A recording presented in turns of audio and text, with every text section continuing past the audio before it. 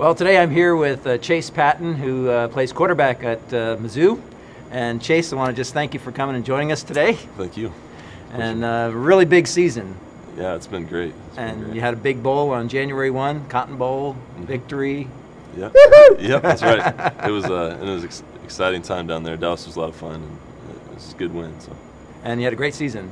Yeah. Although I have to say, you kind of messed with our Saturday night services a little bit there at the end of the year. Well, sorry. Yeah, I'm sure you are. So no, really, congratulations on a really good season, and Thank you very made much. Columbia proud for sure. Thank you. Let's back up a little bit. How did you choose Mizzou? Tell us a little bit about that process. It was a long process.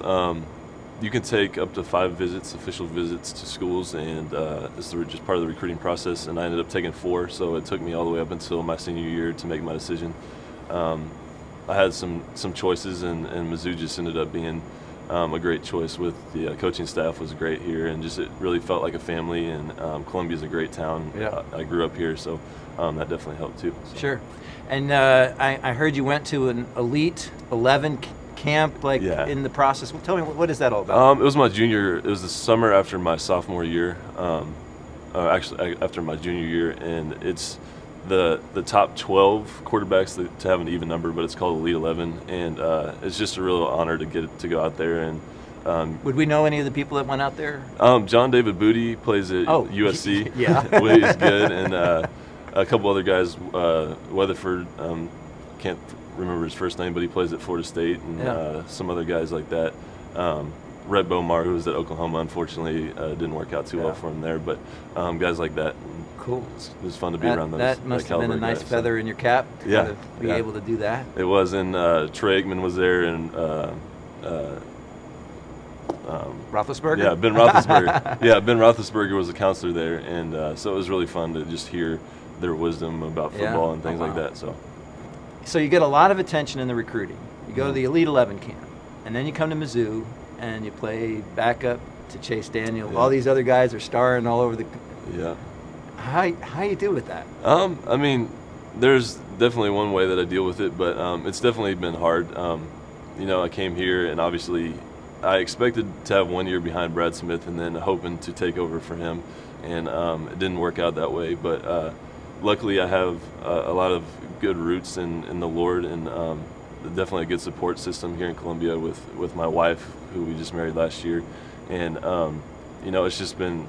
it's been great, because in a spot where it'd be easy to be upset and unhappy all the time, I really do find my joy in the Lord more than football, and obviously football is important to me, but the Lord just really brings me my true joy, and so I can have a good time even though I am the backup quarterback. So I guess is that there are those darker moments maybe on the sideline when you see a decision made, or maybe even off the field, and I don't know, I'm sure Chase is a great guy, but I mean, like, you start thinking, I should be able to do that. How do you process those emotions? How do you talk truth to yourself? What are some of the things that you kind of process through? Definitely. I mean, I definitely have my weak moments, like you said. Obviously, I respect Chase definitely as a friend off the field and on the field, but there's obviously times that I feel like I could do just as well, just because as a quarterback, you want to have that confidence, and I do have that confidence in myself.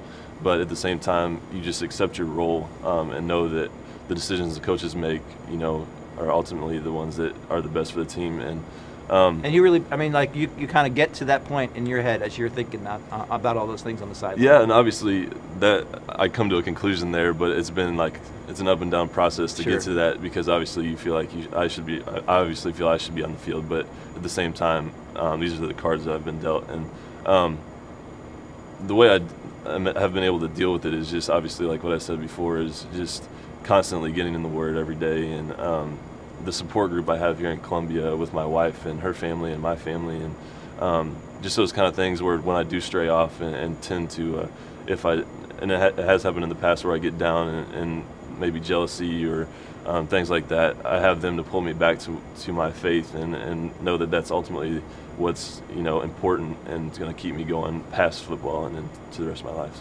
So, one thing that you said earlier when we were talking that I thought was pretty profound is that you try also to take joy in Chase's success. Yeah. That you're happy. You try to be happy for him and what he's doing. He's worked hard too. Yeah.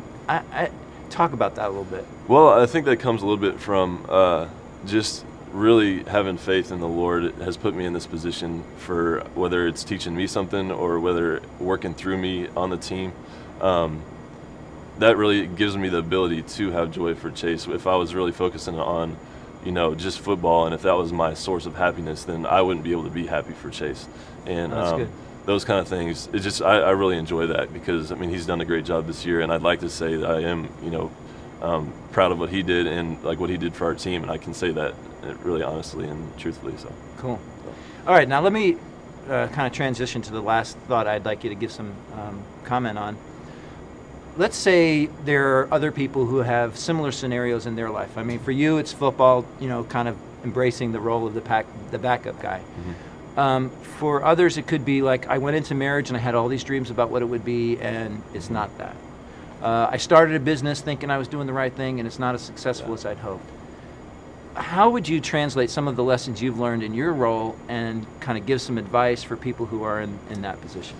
The one thing that I really think, and one of my best friends, and he was a disciple to me through college, and he was my best man in my wedding, told me one time that when the world knocks you down to your knees, you are already there. And I like to think of it like that.